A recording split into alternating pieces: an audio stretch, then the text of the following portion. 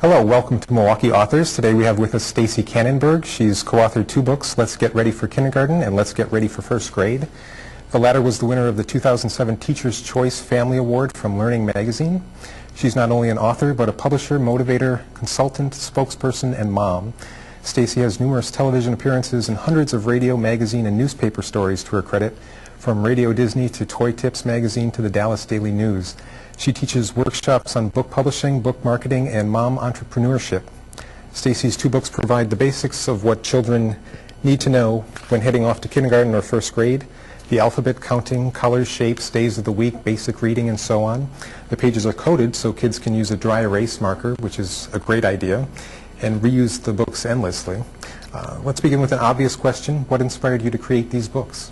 My kids. At the time, I had a 3- and a 1-year-old, and I had been looking for something to get them ready for school, and I didn't think 3 and 1, they were too early.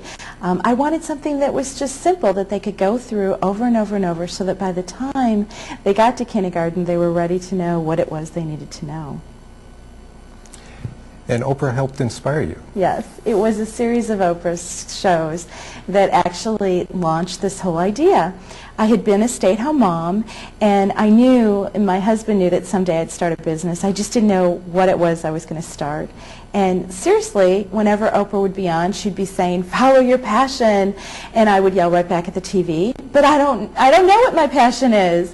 So I started walking with a neighbor because of Oprah's Walking Buddy show, and she had a 3- and a 5-year-old, and she was telling me everything her daughter was learning in kindergarten.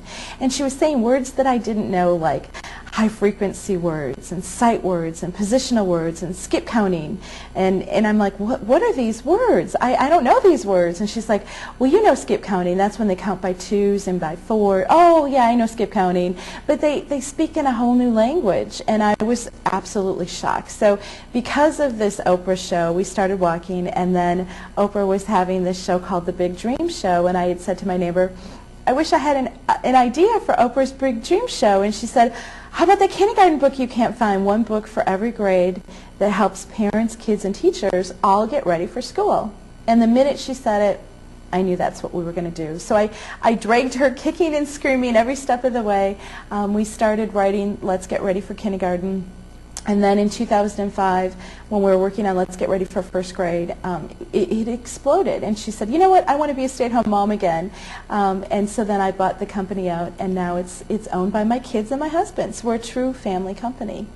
Well, how long did it take for you to go from the concept to the reality?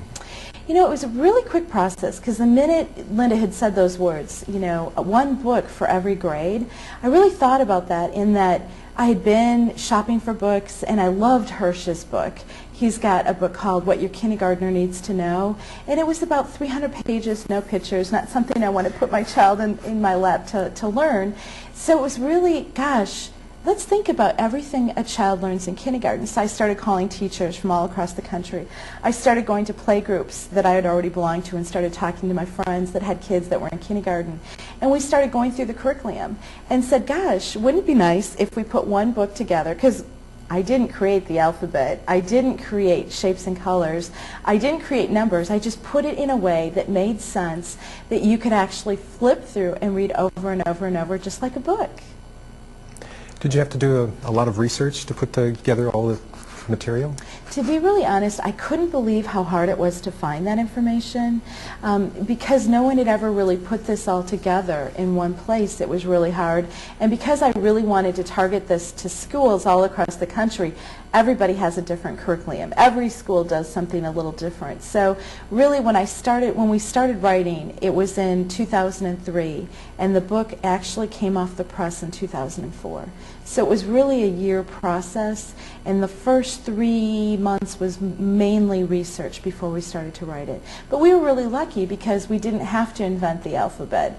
We didn't have to invent shapes and colors. It was just a matter of repackaging it and repositioning it and reading it over and over and over to our kids, who I'd put Megan in my lap, who at the time was 1, and if she was just like, you know, she didn't get it, then I knew I needed to rewrite it, because I wanted to make it really engaging, so that you could take a child as young as 1 and they would want to keep, you know, keep it so that you could turn the pages. So in the kindergarten book, we hid a hippo on every page. And so Megan would want to see, oh, where's the hippo now?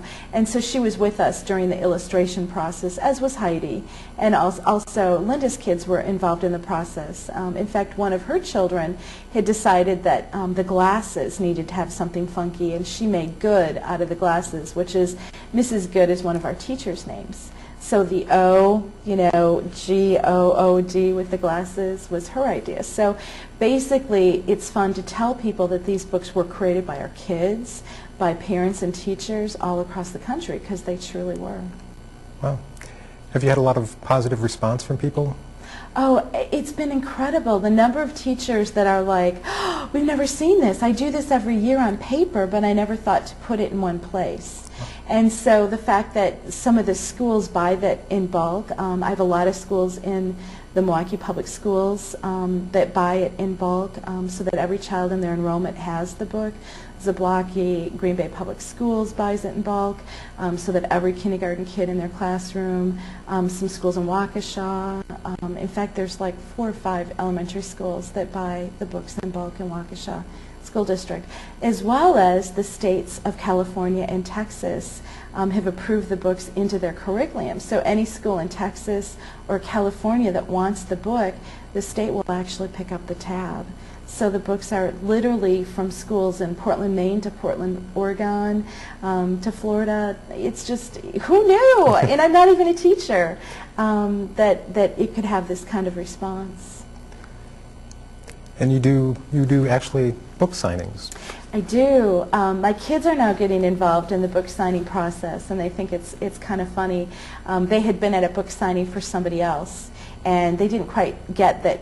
You mean people actually stand in line for you, Mom, and they want you to sign the book? And the silly thing about our book is it's a dry erase book, so the kids will probably erase it. But yeah, we weren't thinking when we made that. But part of the reason we want it to be a dry erase book is because it's so durable and that kids could really use it over and over and over. So it's a book you can't be afraid to give to an 18-month-old who's going to drool all over it and have peanut butter sticky fingers and you can wipe off, because as a parent it was really daunting to me to get all these beautiful books as gifts and then know that if I was trying to read them to my kids, just one tear and we could have a torn page and a lot of tears.